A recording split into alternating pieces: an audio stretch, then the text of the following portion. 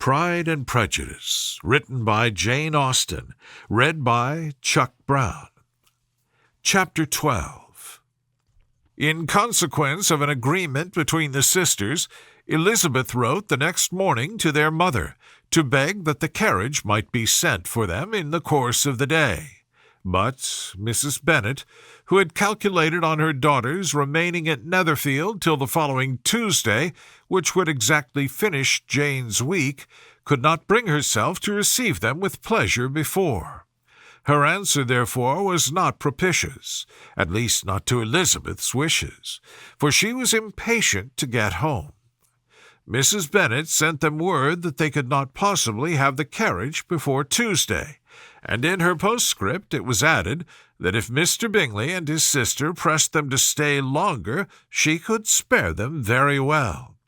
Against staying longer, however, Elizabeth was positively resolved, nor did she much expect it would be asked, and fearful, on the contrary, as being considered as intruding themselves needlessly long, she urged Jane to borrow Mr. Bingley's carriage immediately, and at length it was settled that their original design of leaving Netherfield that morning should be mentioned, and the request made. The communication excited many professions of concern, and enough was said of wishing them to stay at least till the following day to work on Jane, and till the morrow their going was deferred. Miss Bingley was then sorry that she had proposed the delay, for her jealousy and dislike of one sister much exceeded her affection for the other. The master of the house heard with real sorrow that they were to go so soon, and repeatedly tried to persuade Miss Bennet that it would not be safe for her, that she was not enough recovered, but Jane was firm where she felt herself to be right. To Mr. Darcy it was welcome intelligence. Elizabeth had been at Netherfield long enough. She attracted him more than he liked, and Miss Bingley was uncivil to her, and more teasing than usual to himself. He wisely resolved to be particularly careful that no sign of admiration should now escape him, nothing that could elevate her with the hope of influencing his facility, sensible that if such an idea had been suggested, his behavior during the last day must have material weight in confirming or crushing it.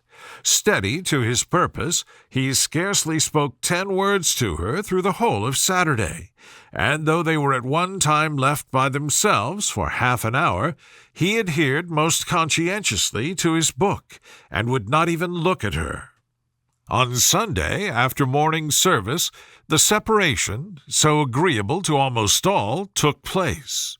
Miss Bingley's civility to Elizabeth increased at last very rapidly, as well as her affection for Jane, and when they parted, after assuring the latter of the pleasure it would always give her to see her either at Longbourn or Netherfield, and embracing her most tenderly, she even shook hands with the former.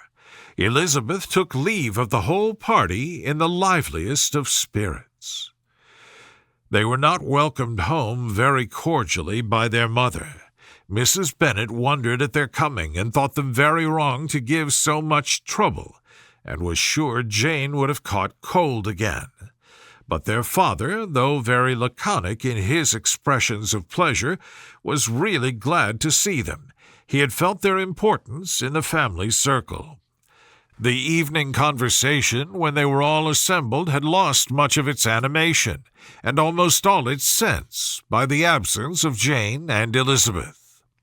They found Mary, as usual, deep in the study of thoroughbass and human nature, and had some extracts to admire, and some new observations of threadbare morality to listen to.